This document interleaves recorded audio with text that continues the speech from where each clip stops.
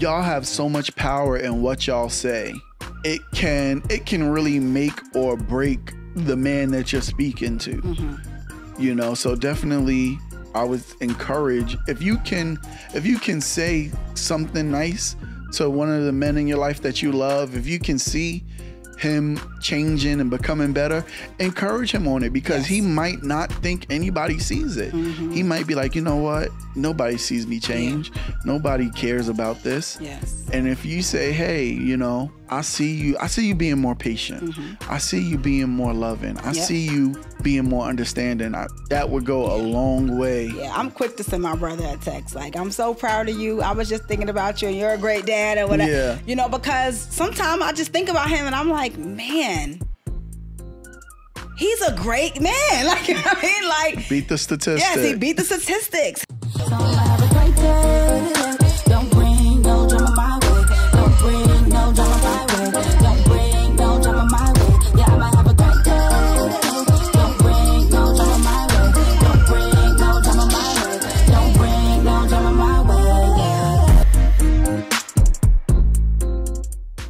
What's up, everybody? It's your girl, Lish Speaks, back with another episode of your favorite podcast, I'll Just Let Myself In, the podcast where we don't wait for an imaginary permission slip or some seat at some imaginary table. We let ourselves in to our God-given gifts. We let ourselves in to our endeavors, the things that have been put on our heart to do. I'm excited because this episode is featuring, first of all, let me say this. It is June. It is Men's Health Awareness Month, Men's Mental Health Awareness Month, the month of Father's Day, the month where we really give the men in our lives their flowers. And so if you're seeing this, you will have already seen men like Deshaun Robinson, who I respect and love. My dad, you have already seen him on the show. And now you are going to witness an episode with the man I love the third most in my life. There's my husband, there's my dad, and then there is my little brother, Gerald. Make some noise, everybody. Well, oh yeah, I did. Hello. Guys, this is my brother. Man, one of my best friends, one of the best people I know. Just a true... I'm already getting emotional.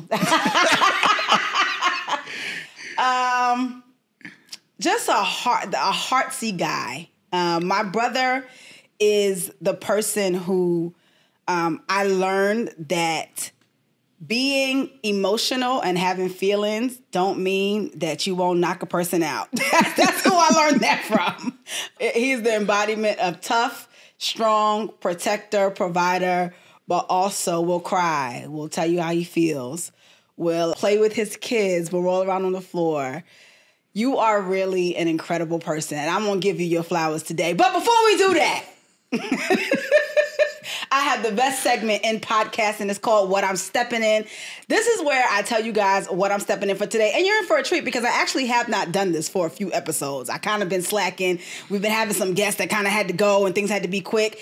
And my brother stunted on me today. He came in with a shoe that is one of my grails that I do not have. And if you know my sneaker collection, most of my grails I have or have had and sold. I have never had these. So I'm actually going to let you go first for the What I'm Stepping In segment of the show. Okay. I used to be an avid sneakerhead, like big time, going to Flight Club. Yes. Making me get up to go to Vinny's to wait for Supras. Yeah. If you don't know what Supras are, you were not a sneakerhead. You wasn't outside. But I'm going to let y'all They had their time in the sun. Yes, they had their time 100%. in the sun. I am wearing the SB Load De La Souls. Yes. And I got blessed with these by a raffle. And I remember when I got the call to pick them up, I was ecstatic. Yes. Because you know how it is when you get a sneaker through raffle. Yes. And it's like, excited to spend your own money. Yeah. It's like, oh, man. But I think I got these when they first came out. So it was like $175, which by today's standard, is great because Yeah. I know these are selling for some crazy Yes, prices. they are. But I love them, Yeah. and I'm taking care of them. Yes. So yeah, man, he got on Daylight SBs. The you and only one. Wander has a pair. One of my best friends, Wander, has a pair. I do not have a pair of these shoes. I don't even have a pair of the other ones, the yellow and white, the high top ones. Every time I see them, either the price is more than I want to pay for a sneaker that's that old, or they're not in good condition. Yeah. And so I'm very jealous, but nonetheless, I'm happy for you that you got them. Thank you. I'm stepping in the white cement 4s, the 2025 release. I never had a pair of cement 4s when they first came out. That's not true. Actually ended up getting a pair of somebody, but they were so old that they fell apart because they were new. And I've done that with a couple of J's, and I've decided if I buy sneakers off somebody, they got to be worn because I don't want no more sneakers falling apart on me. Yeah, trust but me. I was able to go ahead and get these. Shout out to Soul Play. It was dope. I actually pulled up to Soul Play a couple weeks ago on the day that they dropped, and there was a line outside, and I was like, restore the feeling. Restore the feeling. It was good to see. I got there about 20 minutes before the store opened, so I didn't have to wait outside for long, but it was people out there. So I love to see, releases, first come, first serve releases, and people just being able to get their hands on shoes in the moment, not having to do raffles, even though raffles are dope, not having to order online, just being able to go to the store and pick up a sneaker. Me and my best friend Jasmine growing up, we used to stand outside of VIM, or if you're from Brooklyn, Vim's. Only when I went to high school in Harlem and people was calling it VIM. I'm like, you mean Vim's? yeah, like what are you I talking think only about? Brooklyn people say Vim's. But anyway, we used to go stand in front of Vim's and wait for Vim's to open to get our Jordans. So we've been sneakerheads as long as we can afford sneakers. Yeah. Because I have one story about waiting in line for sneakers. I believe it was for the Concord Did you ever SBs. camp out over for sneakers? I did it one time and that I one never time did. only. And it was the worst experience that I've ever had. And this is something I would only do, I think I was like 20 something. So at the time it made sense. Yeah. But looking back at it now, it's like, bro, I just could have waited. Yeah, there's a lot of stuff I wouldn't do that I did in my 20s for fashion. They were the Concord SBs, I believe, or the Space Jam SBs. Yeah. And you had given me the money to get them for, I think, a birthday present or whatever. I don't even remember that. And I was like, all right, I gotta wait. And this was in Soho at a skate shop. I can't remember the name of the skate shop.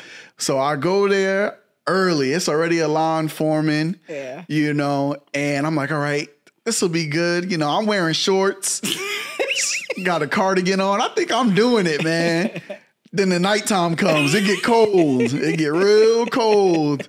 I pull that cardigan close. And I had to sleep on a bank floor. Nah, that's crazy. Yeah, you had to go inside. Yeah, I had to go inside at some point. So it was me and a couple other people. I think my brother Kyle might have been with me, or somebody I knew might have been with me. We wound up sleeping on a bank floor across the street from the skate shop. And then morning came, and that's when all the chaos started. Because if y'all know anything about a dope sneaker release in New York, it could go either way. It could be real cool, or it could turn real violent. Like I know y'all remember like the pigeon fiasco and all of that. This one, it was heading that way. Because some dude got cut in line and he brought his mom, and his mom was ready. Your mom. Listen, your mother's your first protector. She was ready to cut people. It was a very tense situation. Yep. But I got the sneakers. I get in, I got out. So again, it's like it was comedic now when I think about it. Like I would not do that now. Yeah, no. So I'm loving that I'm having this conversation with you, because normally when I do what I'm stepping in, I just do it and I move on. But if you guys are seeing this, like we really are not new to this, true to this. I really love shoes. I really love sneakers. I dare say I passed that on to my little brother. He surpassed me at one point. He was very much about that life. But yeah, I remember buying you your first pair of Jordans. They were gray and green 5s. Oh yeah, I wore them things. I wore them things to the grave for and your back. like 12th birthday or something. And mind you, I was only like 15. I really thought I was doing something for my little brother. But I took my little money. I'm like, I'm gonna buy him these J's because he didn't have no J's. And I was the one in my family where my father had to buy me the sneakers. My brother and my sister could kind of like want something, and if they couldn't get it, they'd be ever. If I couldn't get it, it was a problem. And I'm still that way. And so I had all the sneakers. I was like, nah, my brother got it. We got to start getting his sneaker collection up. So, yeah, if you know, we are not new to this. We're true to this. That's what we stepping in. You know what we say here. If you like them, and in his case, if you can find them, go get you some. And afford them. That part. All right. So, Jared, man. So, Jared, it is June.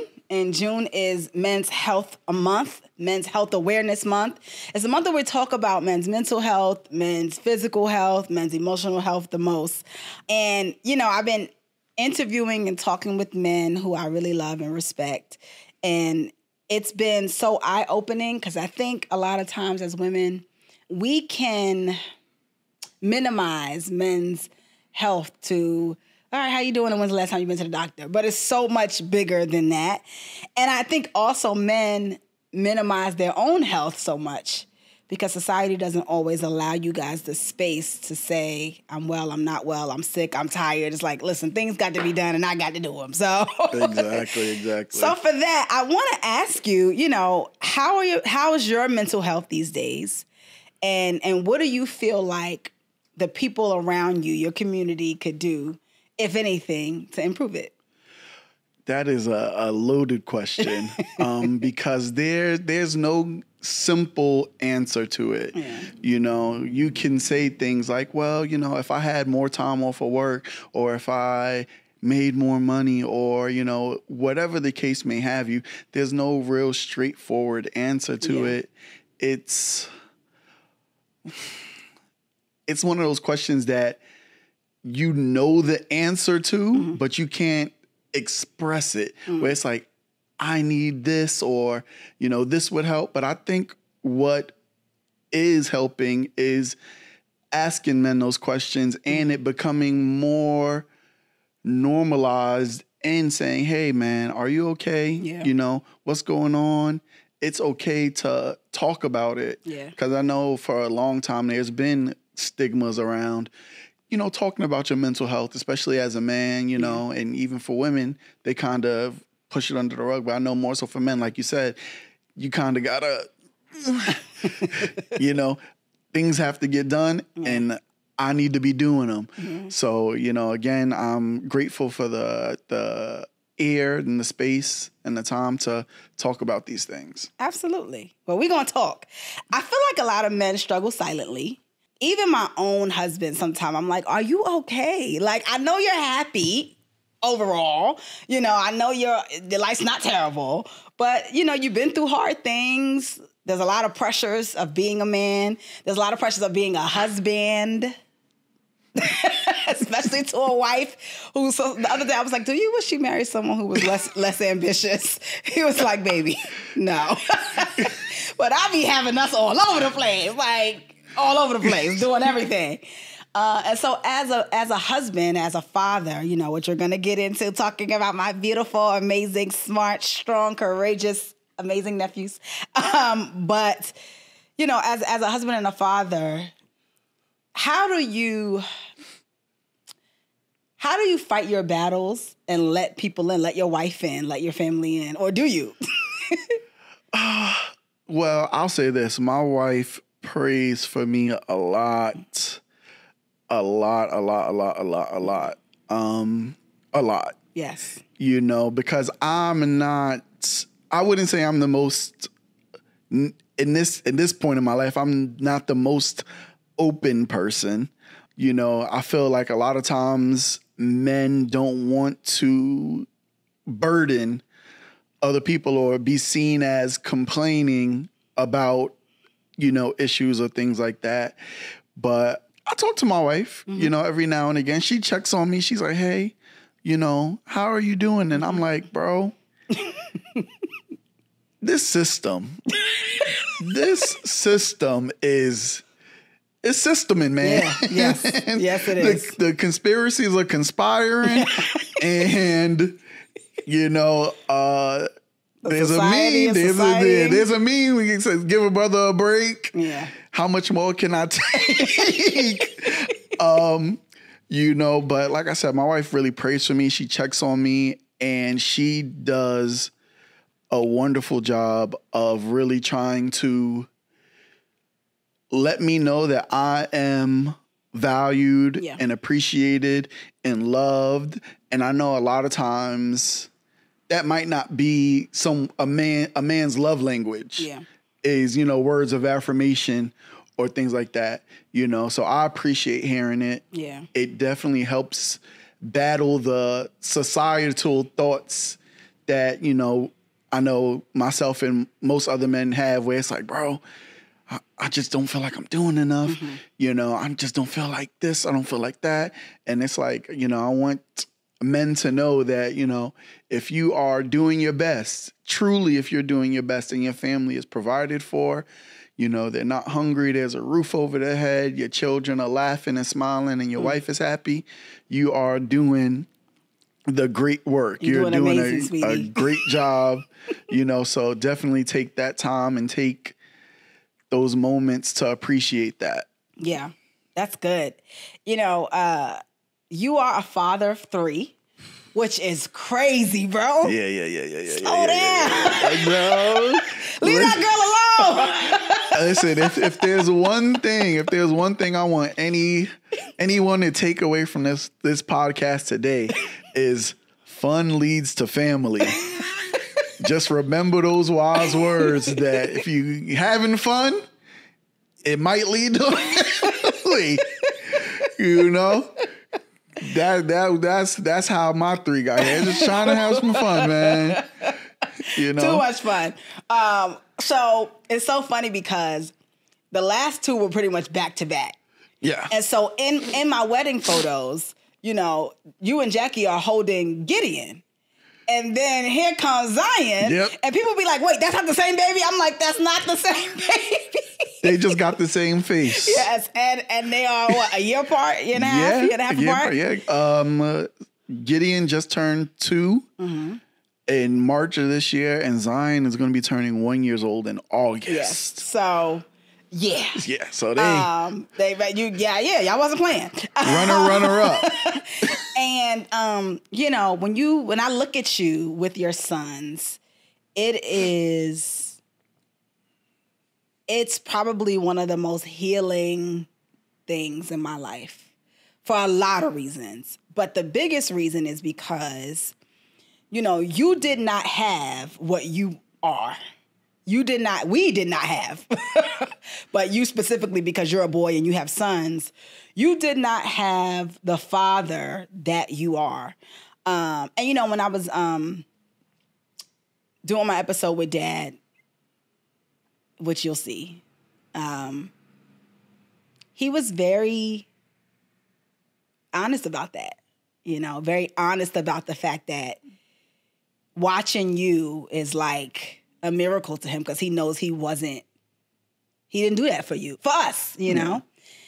And so as healing as it is for me to just watch, I've wondered, and I wanted to ask you, what has being a father healed in the fatherless boy in you? That is definitely a question, because it's healing, but it's scary too, to be honest, because there is no blueprint for me, and I know a lot of other men and families have faced this, there's no blueprint of, well, how should I do this, or how do I go about this? You obviously know what not to do. Right. You obviously know what not to do. Don't leave. Check. Right. But, after staying, there's so much more. And I was at work, and we were having this conversation about what it means to be a provider. And being there financially is a form of provision, but it does not make you a provider. There's a fullness that comes with the word provider. It comes with emotionally being there, mentally being there, physically being there, spiritually being there. in all those senses. And not to say that you won't fall short, but it's the getting back up and being there when they fall to help them get back up that makes someone a provider, So it's definitely been a journey raising 3 boys.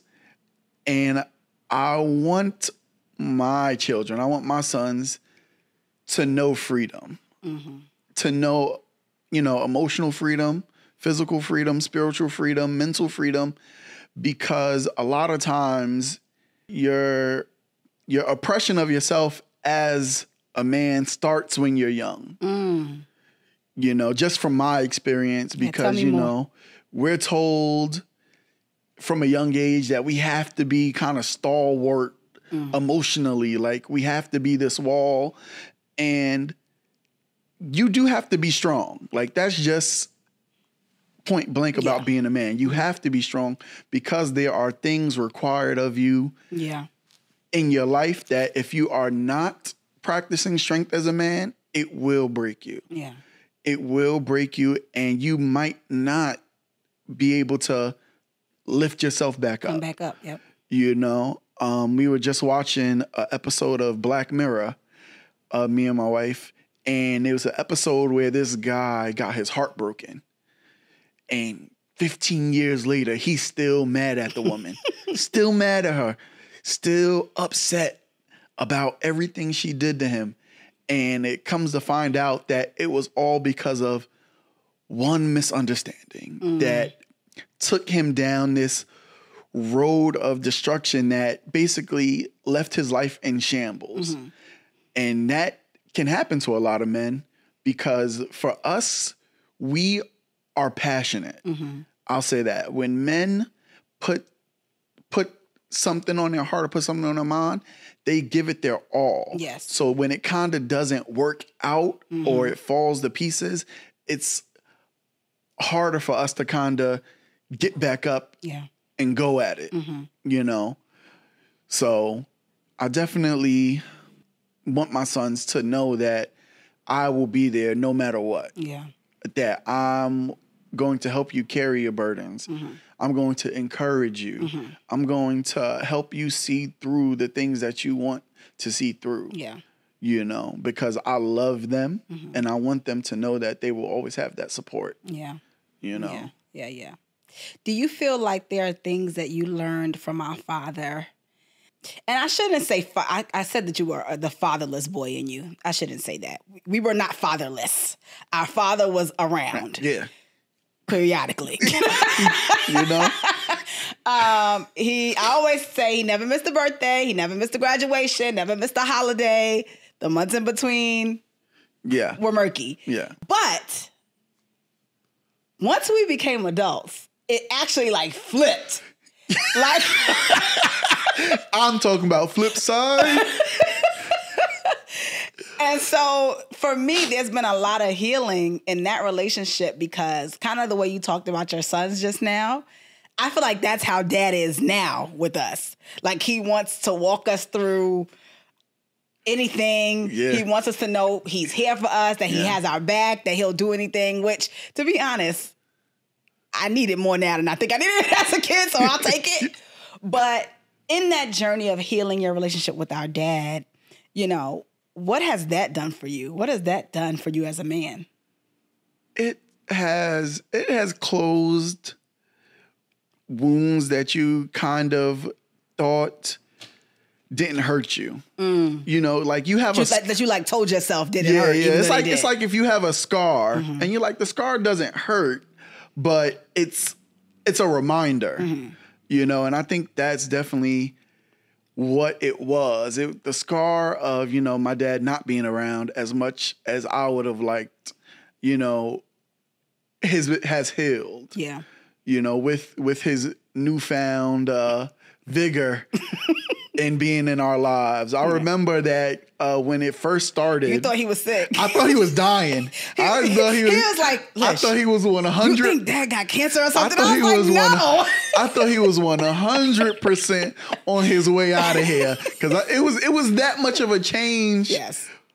I know for me, it was that much of a change for me. It was like, nah, bro, he got to be on his way out. He got to be like, listen, man, you know. Yeah. I knew that wasn't the case because Dad and I had our own personal conversations. I think it kind of staggered. Like it started with me and him having certain conversations, and then he started changing, you know. And then, you know, I think it went down to Sephra and then to you. I think, honestly, he was his most nervous with you because I think a man knows when he hasn't done right by his son. Yeah. You know, and I think for you, you know, there was a part of your life where you were so angry. We all felt it. It's like, we don't even know how to reach Jared. You know, I mean, they would send me like, can you talk to Jared? And I'd be like, oh, all right, I'm going to talk to Jared. You know, they would always be like, you need to tell your brother. I'm like, okay, I'll talk to Jared. You know, I was so happy when you got married. And even she used to try to call me. And I said, that's yours now. don't call me. That's your husband. But I think he was afraid that you wouldn't accept him, you know, that you wouldn't accept the apologies. And I think it took you time, you know, but what was the thing that I have my thoughts, but for you, what was the thing that helped you really forgive Dad, move forward? Because I think so many men are holding on to so much anger toward their fathers, and they need some sort of encouragement or guide to how to forgive. Okay, well, what helped me forgive my father, honestly, was in great parts of him, his persistence, his determination in being there. And I know a lot of times sons might not have fathers that have that heart, you know, and if your father doesn't have that heart to seek you out, the next best thing you can do is just really work on yourself and forgiving him.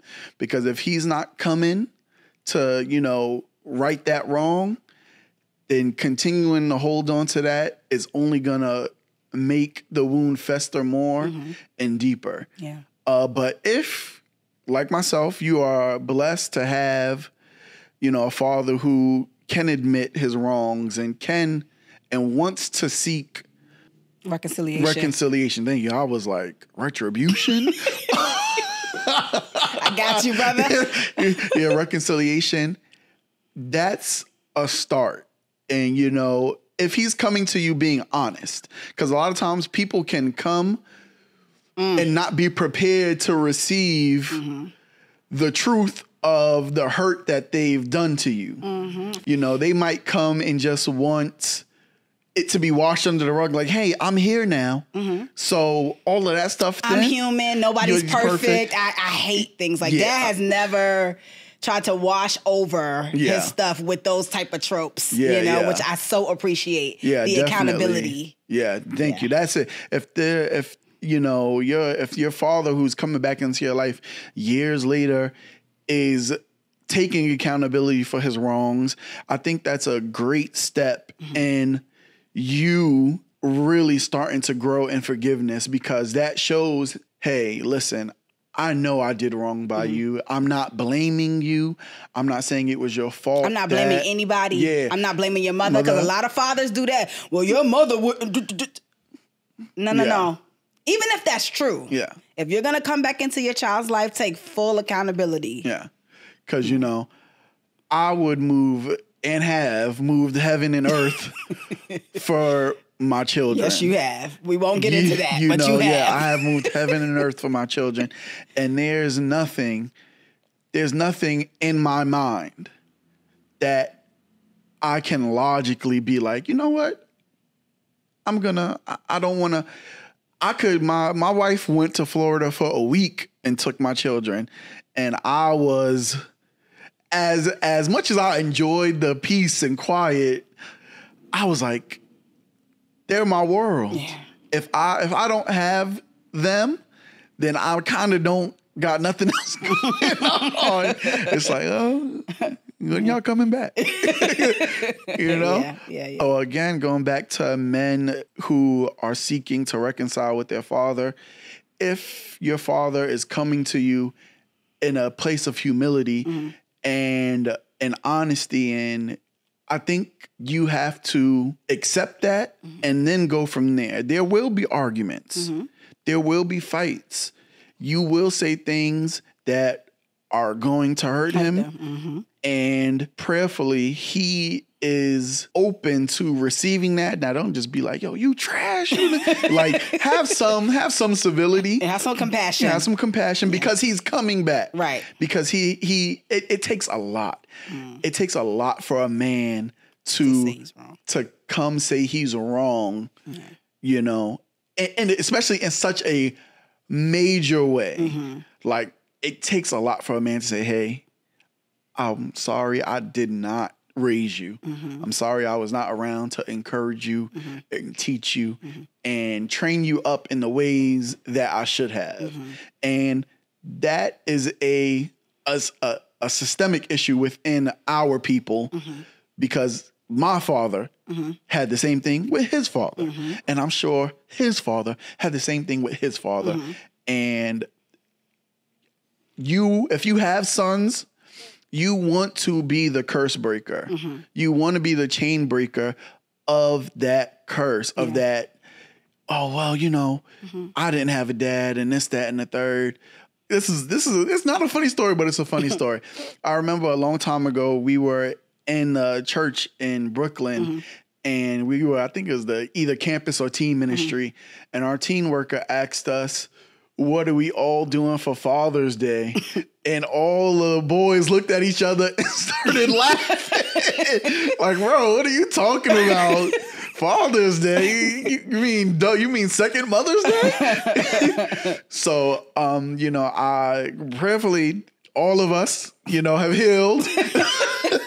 You know, and if we have sons, you know, we are teaching and showing our sons the love that we would have wanted to receive from our fathers.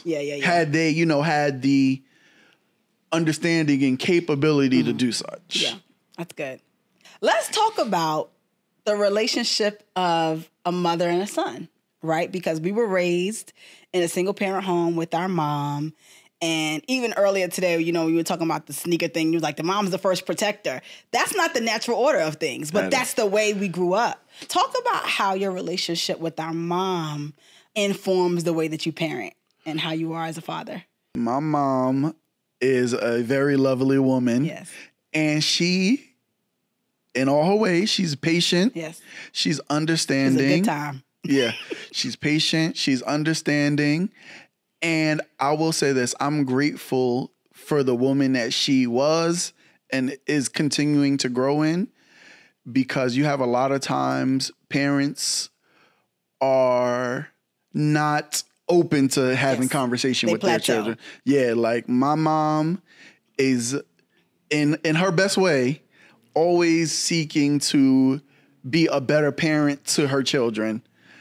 And she may step in it sometimes, but she can apologize. Yes. You know, she can apologize, and I appreciate that. I will say what I've learned from my mom and being a dad is you have to really love your children and meet them where they are when they are where they are.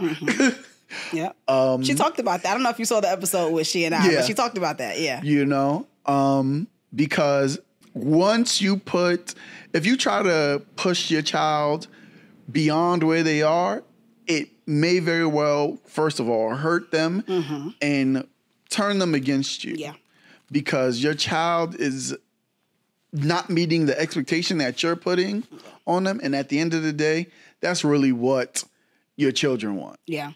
You know, especially at a younger age, like my 6-year-old, all he wants, and my 2-year-old, my babies, all they want is for me to be proud of them. Yes, they want your approval. They want my approval. They want the accolades, and you can't always give it to them, especially when it comes to correction. My 6-year-old, when he was first born, I would say he was a perfect child. Slept, 8 hours as a baby, wasn't a crier. He was perfect. Perfect. Very different from his brother. Very different. Yeah. So he wasn't a big trouble. He didn't get in trouble. But when he started getting in trouble, he did not like it. He was like, bro, I thought we was cool. Like we was dogs. What's going on? What you mean? I'm getting pow. Yes. You know, but you still, in those moments, in those teachable moments, you still have to let them know that, hey, I'm doing this to help you grow into a better man. Yes, mommy was very good at that. Yeah, you know, and you can't just correct them without explanation. You know, you can't teach them without experience. Yep. And that's what I feel like mom let us have. Mom let us have experience. Yes. She let us have our feelings. Yeah, you know. We did not grow up in an emotionally shut down home. Yeah. We had our feelings. We had our family talks. We could tell our mom what we liked and didn't like. Yeah.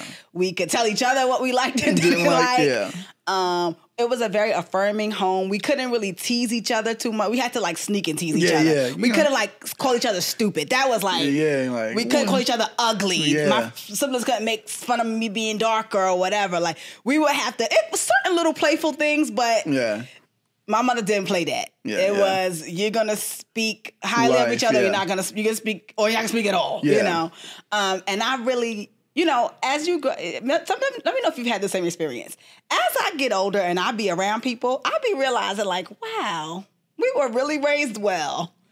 Oh no, trust me, I've met some people with some trash parents. Like, wow. Yeah. Even with dad not in the home, he was still a great father compared to some people's fathers. Yeah, definitely. Some people's fathers who live with them. I'm like, you know what? It wasn't that bad. It could have been worse. It could have been worse. Could have been worse. I never felt like my parents didn't like me or didn't love me.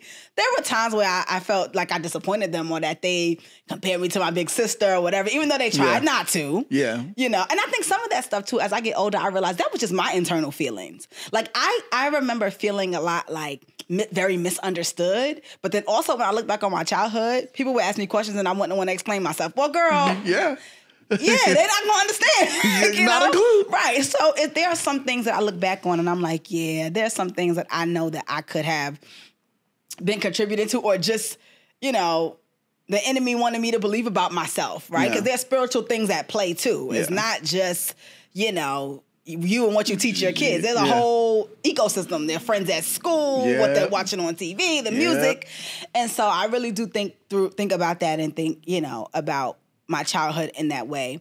I wanted to ask you this. How has your faith, which I feel like has gone through so many different iterations and growth, and, you know, you've become a person who really is deeply rooted in your faith. How does your faith inform the way you parent? Because we grew up in a very faith-informed home. Yes.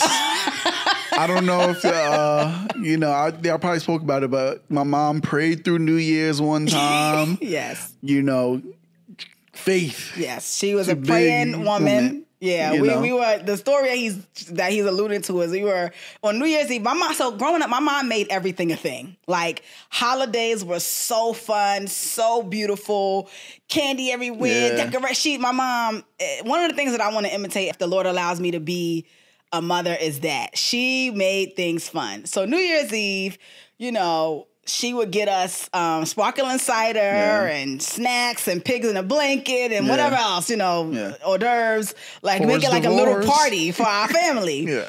And so she would usually pray like, you know, up until like 2 minutes before the ball dropped. Well, one New Year's Eve, she's praying heaven down.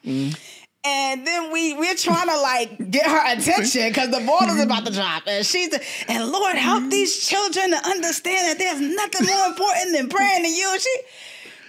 She done prayed through the ball dropping, which was the whole point that we stayed up for. And so when she got up, she was like, I'm so sorry, y'all. I thought y'all was getting impatient. It was the funniest thing. So yes, we grew up. Yeah, especially even hanging out after church. Yeah. Hours. Yes. Just chatting. Yes. So, you know, the way my faith influences my parenting is in the sense of I have to be the example to my sons. my wife cannot be the example to my sons. She has her role as their mother, you know, the tender vessel. My sons can come to me and be comforted, you know, but they get a different and more fulfilling comfort from their mother. More so when they come to me, it's, hey, what's going on? Okay, I know you didn't enjoy that, but you got to keep trying. You got to keep pressing on. You got to keep, you know, doing it. Especially like my son now, he got a skateboard, a longboard, and he's doing his thing. He's riding on it and he's so happy. But when he falls, it's like, oh man, but he's growing in that, and I'm seeing the fruit of the lessons of, hey, you gotta persevere, you gotta stay strong, you have to push through it. You know, when you say persevere to a child, they're like, what are you talking about? It's like, sorry, talking to a 6-year-old. You gotta keep going. You gotta try again, because if it didn't work this time, it might work next time. And even if it doesn't work next time, you shouldn't give up. Yeah. You know? So that's kind of one thing I really want to continue to teach my children is perseverance. Perseverance and patience. Yeah. Because a lot of things in life come from patience. Yeah. Come from, you know, just being slow to speak. Yeah. And quick to understand, you know, and really hearing someone out in their fullness. Yeah. Hearing out a situation in their fullness. You know, I want my kids to have great discernment.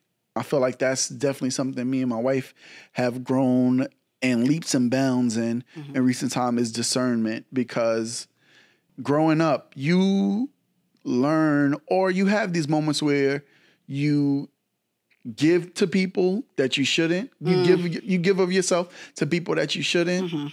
And I don't want my children to learn that too late, because that can be so harmful. Yeah. You know, giving of yourself to someone who isn't appreciative of it, who is manipulative, who is just taking advantage. And I would love for my children to avoid that situation in its fullness if possible.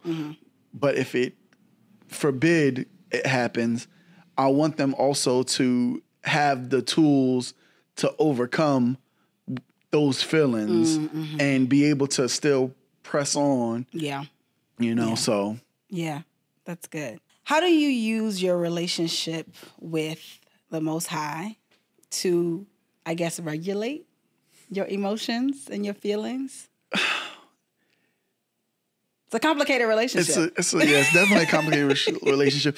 But I will say that from my younger age till now, I have grown immensely in being slow to anger.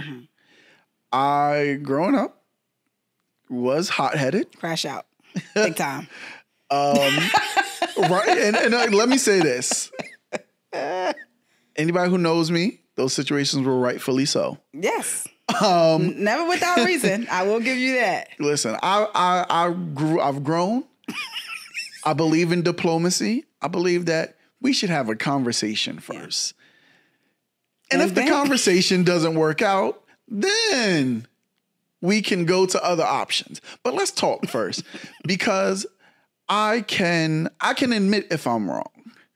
And I don't think a lot of people accepted that for a very long time. Because there were instances when, you know, me and my wife, we were, you know, that stage before wifehood, fiancé-ship, where people would come to her and say things about me to her, and she wouldn't tell me as a form of protecting me.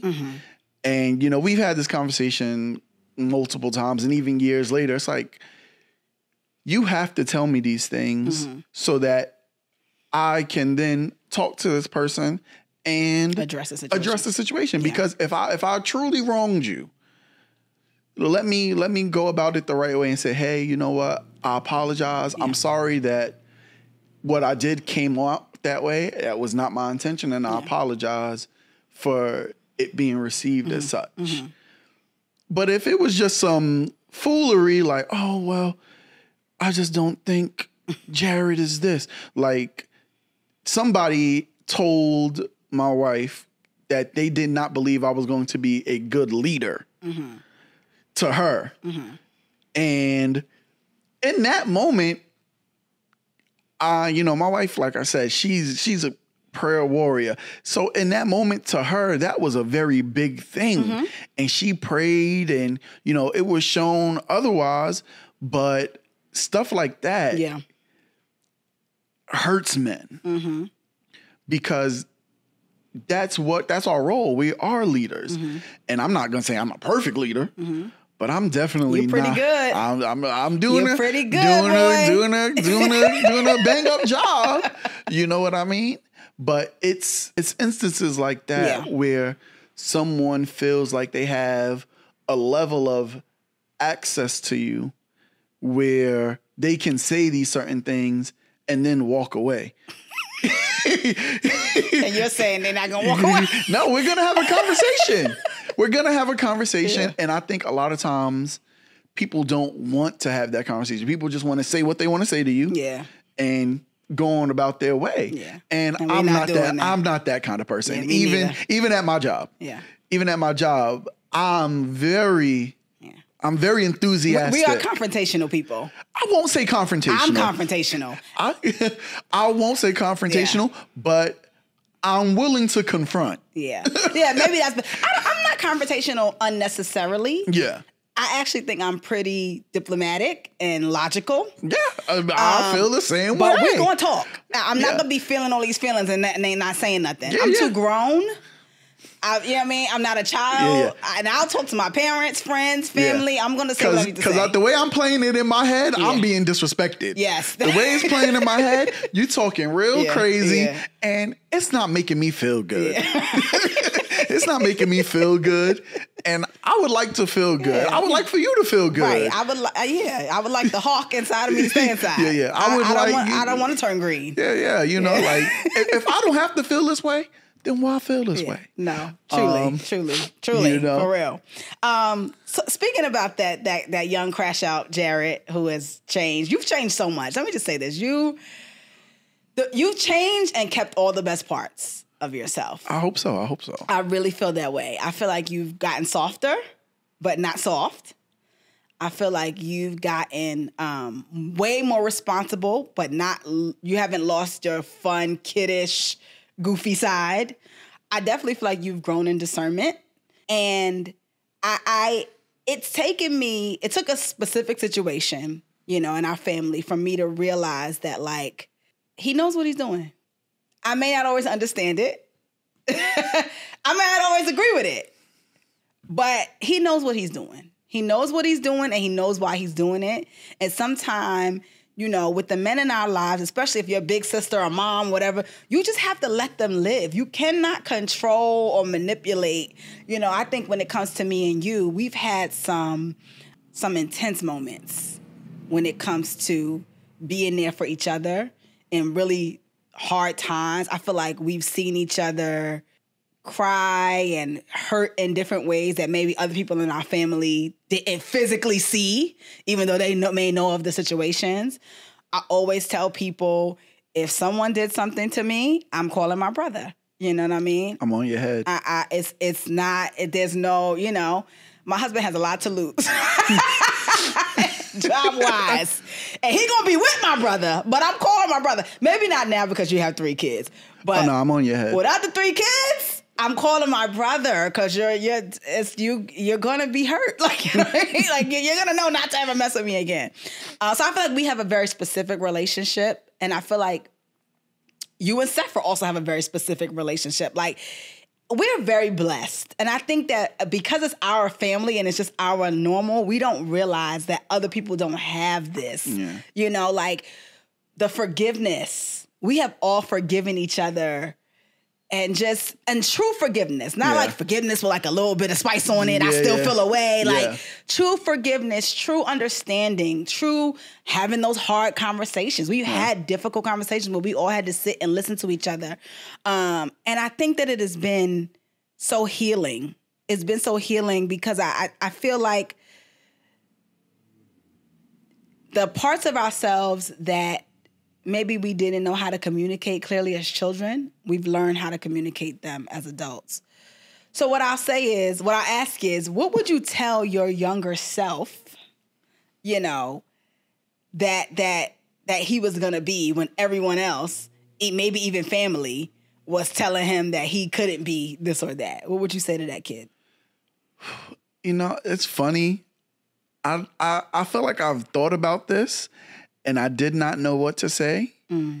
But even in this moment, it's still kind of hard to come up with the words because it's so much you want to say. Invest in Apple stock, you know, stuff like that, you know. But what I would tell my younger self is to continue to be you, but be open to being a better you sooner. You know, be open to being a better you sooner. Yeah. Because I know for me, a lot of times when I think about, I'm not one of the people that's like shoulda, coulda, wouldas, but every now and again when you shoulda, coulda, woulda, it's like, man, if only I had the understanding in the emotional level that I have now. Yeah. I feel like things would be as much difference as I could make them. It's like I can't go back to like the 2008 housing crisis and buy a house. Right. I was in like, I think I just finished high school. Yeah. But there are so many emotional pitfalls that I came across in my life that had I had the better understanding and the discernment that I do now, I think I would have avoided a lot of those unnecessary pitfalls. Yeah. So, you know, that's what I would tell myself is be you, but don't be afraid of being the best you or a better you. Yeah. You know, because that is what is going to help you down the road and, you know, help you avoid these certain sand traps. Yeah. I feel like I remember, you know, there was a time in our relationship when we were living in New York and you were just so freaking hard-headed, man. You were grown and we would talk about stuff and you would call me for advice and not take the advice. Or, you know, and I used to think to myself, what is wrong with this boy? Like, listen. You know, and I think that one of the things that as Black women, especially because, again, you were raised in a home with two sisters, your mom. When we went to be with our extended family, it was all girl cousins, pretty much, that would come around consistently. Yeah. Your grandma, your aunts. Yeah, your uncles weren't really around consistently. I'm talking about, like, we used to go to my grandma's house, like, every Sunday. Yeah. You were sometimes the only boy, period, right? And so you grew up hearing a mouthful from women about what they think you should do, what they think you shouldn't do, how you should do it.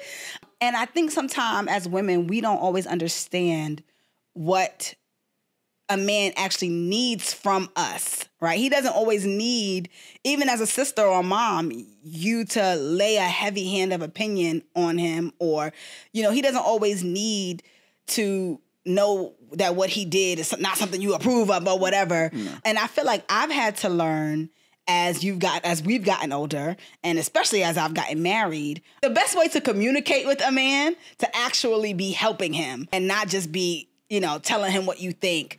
So in that vein, what do you feel like you can tell Black women specifically, but women in general? All right, not that face. No, I made that face because it's like, ooh, this is one of the things. It's like, oh, nah, he canceled. Nah, we'll edit it out if you say something crazy. But yeah, what can you share with us, and share with those? Assume these are women who actually want to help. This is not the men ain't nothing. This is not that woman. Okay. The woman who actually wants to help, who loves, who appreciates, who affirms, you know, for all of our opinions. I think you grew up in a very affirming, you know, situation with Black women for the most part. Yeah. But in general, you know, what would you tell us? What could we have done differently, and what can we do now? Well, first and foremost, Black women are amazing. Sisters, keep doing great. Keep succeeding. Keep growing. Keep being beautiful. I will say, from my personal experience, my wife is my biggest advocate. Yeah. Sometimes to a fault. But she is very conscious of her role. She's very conscious of what she is here to do and how she is here to help me and help our family. And I think in this new world that we've come to, a lot of it's been shown or told that, oh, a woman needs to be more than a mother and a wife and a homemaker, and making that your goal as a woman is silly in this, that, and the third. But I believe that is a core value in a great marriage, and in a great woman is a woman who understands her role and is like, listen, I'm here. You're gonna support me. I know that, and I'm here to support you in whatever way you may. If it's just listening, you know, I feel like a lot of times men may not feel heard by their significant other. So, you know, just listening. You know, ladies, just listen to your man. Sometimes I know y'all want the same thing. Y'all be like, oh, just listen to us. But men are solution oriented. Sorry. But just listen, because sometimes your man might just want to talk, or he might not want to talk. A lot of times, I know a lot of times silence, and women are like, but he's being quiet. Is he upset? No, he's just content. He might be thinking about, you know, something that happened to him at work, or something that happened to him in a video game, or he, you know, whatever. It's just like, man, I should have tried that. Might have beat that boss, you know, or whatever the case may be. But just, you have to know your man, and you have to know how to support the man he is. Yes. You know, so if you feel like, oh, I don't know how to support him, just watch him, talk to him, really listen to him when he's speaking about things that are on his heart or matters that are important to him. And from there, you can learn how to best support him. It might be having the house cleaned when he comes home from work. It might be having his food ready when, you know, he gets home from work. Or it might be, hey, babe, you've been working hard. Let's take this time off. I know you're off this weekend. Do you want to, I kind of made a plan. Do you want to go out and we go for a hike, or, you know, we go relax, or whatever the case may be, you know? So there are tons of ways that I know you women who have ingenuity. I'm about to say ingenious. Ingenious, creative, you know, big-hearted women will definitely find a way to encourage your men, because that's really what they need. They need encouragement. They need reinforcement of, hey, what you do is appreciated. And, you know, I feel like definitely in my household, from my wife, I get that in strides, even from my children. Like, if I go to sleep and they don't see me, I'll wake up and come out the room and they'll run to me, arms up. Yay, daddy's up. You know, daddy's up. We missed you. Or if I go to the bathroom and I'm in the bathroom for too long, they're like, oh, daddy, we missed. I'm like, bro, I don't know where y'all, I'm not going nowhere. I'm one of the main two people that's with y'all all the time. I'm here. You know? They love you, man. Yeah. So, just be that support system that you are to him, but be the support that he needs. Just like my sister said in a recent clip, help that isn't helpful ain't helpful. Yeah. It's very true. So be helpful help. Yeah, be helpful help. No, for real. And I think even, I want you to speak to the community of women around Black men, because yes, if you have a wife, great. But you also have sisters. You also have a mom, right? You also have female friends, I'm guessing, or at least you used to. Yeah. No new friends. No new friends. No new friends. I told my husband we got married. The friends you got now, that's the only female friends you got now. You ain't gonna make another female friend ever again. God bless you. But no. What can your community of women do, to be there and support you? I think the community of amazing, smart Black women can. Okay, so this is a whole nother thing, but society has made women, especially Black women, feel like they need to take the reins. That they have to. Man, not doing it. I'm doing it myself. And that is also in part on us for not fulfilling that role of protecting our women, of being there, of, making the moms have to change tires and stuff like that. But I think Black women have to see men make a return to form, make a return to, hey, we want you to know that we are here to protect you. That yes, it's great that you can protect yourself. It's great that you care for yourself, but we are here to, show you that you are loved, you are valued and respected. And I feel like, in definitely more so recent times, that within our Black community has, it's on a weird influx. Sometimes it's high, sometimes it's low. Yeah. Depends on what podcast you watch. Truly. But I think, again, we have to go back to our doo-wop credentials of women are to be protected. And I think once Black women don't feel like, oh, I have to do it myself. Yeah. It's on me. They can kind of soften up. Yeah. And get back to being the life givers that they are, because I know a lot of women deal with this, struggle with having a masculine energy, and they're like, yo, I don't wanna be the bro. Yeah, like I'm tired of being the bro. Yes, I want to be me. I want to be girly. I would do that for sure. So yes. I want our community of women especially to start getting back to that, because that is how you will heal.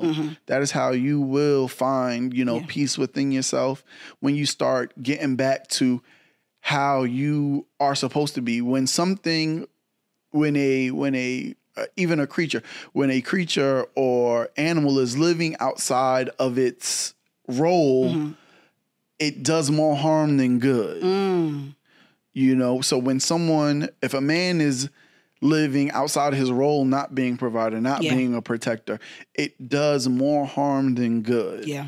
Absolutely. And I feel like society has kind of made it a 180 of where, oh, well, the man, he has to, you can still be soft as a man and still be masculine. Absolutely. 100%. Being soft doesn't have to have any negative connotation. Yeah. It just means that you have a welcoming personality. Yeah. And it also means that you are not afraid to show your humanity.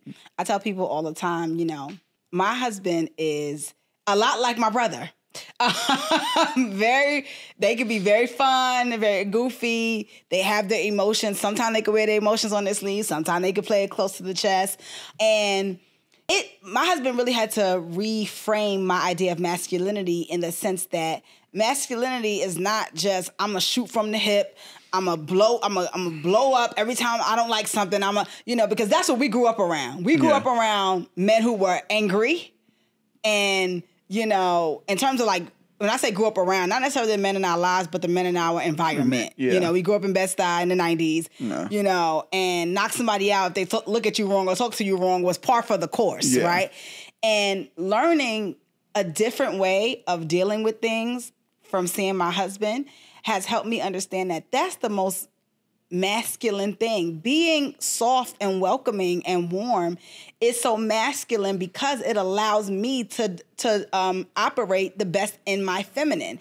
I know men who are masculine and macho and they're harsh with their wives and they can't navigate their wives' emotions and that, hey, you shouldn't say that to her. Yeah. That's hurtful. That's going to hurt her self-esteem. That's not a funny joke. Yeah. Like, you know what I mean? Like, and I'm just so grateful for the growth I feel like I've seen in Black men in general.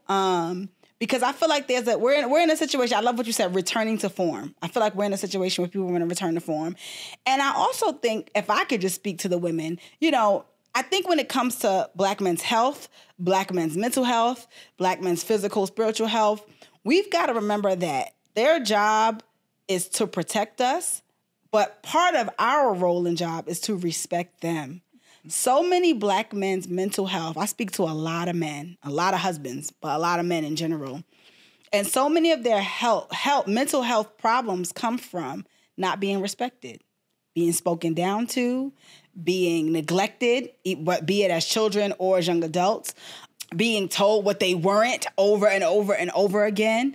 And I think I've learned, if the Lord gives me sons, which please don't play like that. Give me daughters, please. But if the Lord gives me sons, one of the things I want to practice with them, and one of the things that I practice even with my nephews, is firm affirmation. I'm going to be firm with you. I'm going to correct you.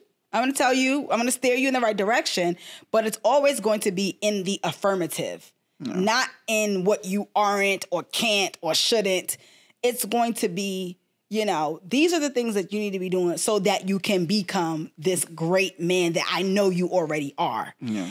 And I believe that is one of the ways that we can really contribute to the health of our brothers, our husbands, our fathers, our friends. Definitely. You gotta speak life. Yeah. Into your man. You got to speak life into your brothers, your uncles, the men in your life, because they might not hear it anywhere else. I think, a lot of times men, I don't know. I can speak for myself. I can say sometimes I feel solitary as a man, because again, it's not like we're always speaking about our feelings, and we're like, in those moments where it's like, hey, man, I'm feeling like this, or, I'm thinking about this, but you have to have the ability, especially women, especially our sisters, aunts, mothers, wives, all of that. Y'all have so much power in what y'all say. It can really make or break the man that you're speaking to, so definitely I would encourage, if you can say something nice to one of the men in your life that you love, if you can see him changing and becoming better, encourage him on it, because he might not think anybody sees it. He might be like, you know what? Nobody sees me change. Yeah. Nobody cares about this. Yes. And if you say, hey, I see you being more patient. I see you being more loving. I see you being more understanding. That would go a long way. Yeah, I'm quick to send my brother a text like, I'm so proud of you. I was just thinking about you and you're a great dad or whatever. Yeah. Because sometimes I just think about him and I'm like, man, he's a great man. Like, beat the statistics. Yes, he beat the statistics. He's some of the things that people thought about him and would say about him and whatever, They didn't say it to my face. Yeah, well, yes, no. But certain things, you gave people some reasons to say some things, not most. Listen, I did not say I was a perfect. But anything anyone ever had to say about you in the past, they can never say it now. At all. And that to me is so, that's just the gangsterest thing you've ever done. And I've seen you do some pretty gangster stuff. But the most gangster thing you've ever done is become an amazing father, husband, provider. I always say our relationship is beautiful. I wish we talked more. that's on both of us. Yeah. It's not like I'm calling him and you're not calling me back. Yeah. We just be busy. Life be lifing. But I know that I can always talk to my brother if anything is on my heart.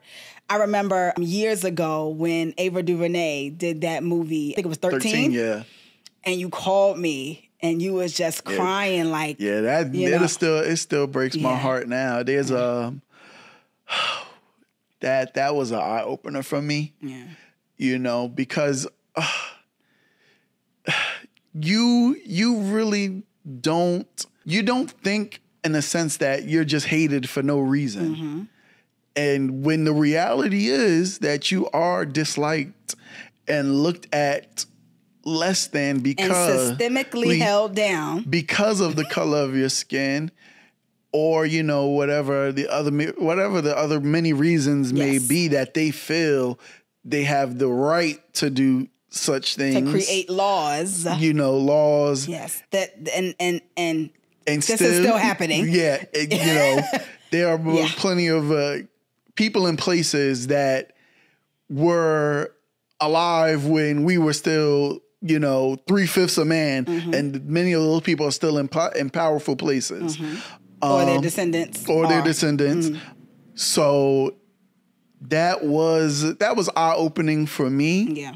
Because it wasn't at the forefront of my mind. And see, it was always at the forefront of my mind because I've always been the resident Black studies history person in our family. And so, when you called me, I never forget, I was on this one train outside, about 180 or something, 190 something street. I was at work in a store. And you called me and you was like, I just can't take it. And we've had many moments like that, where you were at the rock bottom of a situation and I got a phone call. And I cherish being one of, because I'm not the only, obviously your wife is number one, but I cherish being a soft place to land for you. I cherish knowing in my heart that when the rubber meets the road, you know that you can talk to me, you know that you can call me. I cherish being allowed to be such a great part of your children's lives. I always tell people, when I'm with my nephews, if I need to correct them on something, my brother's like, did you hear what your auntie said? It's never like, don't tell my kids. Because some people are weird about their kids. Yeah, no. I cherish how you and Jackie are like, are you listening to your aunties? Are you listening to Uncle G? I really just cherish our relationship. I look forward to, Lord willing, us growing old and telling our stories and our children being grown and all those things. Because I just appreciate who you are. And I appreciate being your sister. Like, knowing that I have a brother who is so in tune with so many things. I feel like I can talk to you about anything. My brother is like, he's like my dad in this way too. Like, you could bring up any topic and you will have an informed conversation. Like, why are we talking about this right now? But just informed conversation. I appreciate that about you. I got a couple questions before we go. Mm-hmm. When's the last time you cried? And what did you cry about? Oh, when was the last time I cried? Okay. I think, all right. So songs will make me cry. Yes. I will cry to a song quick. Like, I'll be in the car, family next to me. I'll start crying. The wife will look at me. She's like, you okay? Like, I'm all right. This song is hitting right now. I think the last time I may have cried was either to My Sacrifice by Creed. That tracks. Or there's an artist, I think his name is Anise, and he has a song called I Won't Let You Slip. And it's a beautiful, lovely song. I think that was either one of the two most recent times I've cried. Yes. My brother's also an intense music connoisseur and put me on to all my non-Black music growing up. The Fray. Yeah. Adele. Yeah, he put me on to Adele. He put me on to Amy Winehouse. Right? And you were young. Yeah. Like, how did you even know about Amy Winehouse? I don't even know. Yeah. I feel like this. We've always been a very big music family. Absolutely. So, 100%. I love music. She's done music. I've done music. Yes. I believe our sister used to do music. Yeah. So we've all had some some music experience. Yeah. All right. So the last time you cried was a song. Okay. I don't know this about you. Have you been to therapy as an adult? And if so, how was it? If not, why? Okay, so yes, I have. Okay. I did not know that. This was years ago when I used to live in New York. Okay. And I was working for NYCHA. And I had a boss who was just like, it was just plain out harassment. It was just plain out harassment. He was actively trying to get me fired and just doing all this unnecessary stuff. So I wound up having to go to therapy for that because I just was not in that moment in a great space. Yeah. And I also think I had to go so I didn't lose my job. But New York Jared was still crash out Jared. So I went and I spoke with her and it was okay. It was cool. Yeah. You know, I feel like, she was, she didn't maybe fully understand how I was feeling as a man and the things that I was facing and dealing with, but she did the best she could and I appreciate it. Would you go to therapy now? Yeah. Yeah, I think about no. Seriously. A lot of times I think about it because it's like sometimes you just need to talk to somebody. I would definitely go to a male therapist, a black male therapist, because I need somebody who understands, or hopefully they understand. Kind of my mindset and what I'm going through and this, that, and the third. But I definitely think it is a great outlet for people who kind of feel like, okay, I don't have anybody else to talk to. Or if you feel like you don't want to burden a loved one, which it shouldn't be. If a loved one is making you feel like sharing how you feel with them is burdensome, they're not your person. They're not the person you need to be talking to about these feelings. But I think it's a great outlet, and I feel like the stigma around it is being lifted more and more daily. Because I know a long time ago it used to be, oh, you in therapy? I'm not. You crazy. But I feel like now more so it's okay, especially a lot of jobs have an employee something program, EPA, I believe, or EAP, something like that. Oh, Employee Assistance Program, EAP. EPA is Environmental Protection Agency. And that allows their workers to go talk to therapists. So if you have that in your perks, use it. Yeah. I think therapy is helpful because you get to talk to someone and you don't have to care about how they feel about it. You don't have to care about if it's overwhelming them or burdening them, or you don't have to ask, but how are you? Sometimes when you talk to somebody, you unload them and then you're like, but how you doing? You don't got to worry about that with a therapist. And so that's one of my very favorite things. When you think about us as kids and then you see where we are as adults, me, you, and Sephra, our older sister, how does it make you feel? Is it like, this is what I expected, or is it like different? I honestly could not imagine this. Like, sometimes I speak to my brother and there's a video of us rapping. Kyle? You talking about Kyle? Kyle. Mm-hmm. Yeah, there's a video of me, Kyle, and Dylan doing a song. It was an amazing song. Kyle is one of his best friends, and Dylan is one of his friends. But both of them were in your wedding. Yeah. Dylan is one of my male best friends as well. So it's us performing a song, and each of our wives are in the room. And we had no clue. We had no clue these were the women we were going to marry. We had no clue these were the women we were going to start families with. Yeah. So when I think about my sisters and myself, I don't know what I imagined our lives to be. But I'm grateful for the lives that we have. Mm-hmm. You have an amazing husband. I do. And he's just an all-around great guy, loving, caring, funny. Yeah. My sister Sephra, amazing baker. She has a pet dog, a fur baby. Just a big heart, sincerity. Really just compassionate. Yeah, she's the best sibling we could ask for. Yeah. She really is. You know, so I think however I could have imagined it, what it has become is better than that. Yeah, yeah. You know, because I know we've spoken about imagination before. You always anytime you imagine something, it's either always perfect or worse than it's ever gonna be. Yes. So for what we have become, I think it's perfect. Yeah, I agree. It's amazing. And let me just say this about you and my husband. Seeing y'all together is like my favorite thing. They get to talking about the games and the movies and the Marvel and the trope and the anime and joking. And, you know, I get outnumbered. I'm like, I'm going to leave y'all to it because I say something to my husband and then my brother start defending him. I'm like, all right, you having a brother moment.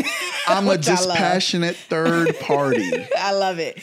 But, you know, just growing up in a home where you didn't have a brother to be with you in those moments, it's like so cool to see y'all together. So I appreciate that. Okay, we ask a question to end. I have a bunch of other questions to ask you. Let me just look through them to make sure there's no other one that I really want to ask. No, the other ones I can leave. I will ask you our last question. And it's a question that we ask everybody who comes to our couch. And that is, in the grand scheme of things, what do you want your legacy to be? I would love and like to be remembered and spoke about fondly as a great father, a great husband, a great brother, you know, because it's those things that motivate people. When you think about someone you love and how great they were and how they affected the people, how their light illuminated the people around them, it motivates you to continue in the good work, to continue being a light to the people around you. So I would love and am doing my best to be and leave that legacy behind for my sons. I want my sons to know that their father loved them and loves them. I want my wife to know that, you know, I think that she is an amazing, perfect, and strong woman. And I appreciate how she has been down for me from day one. Yeah.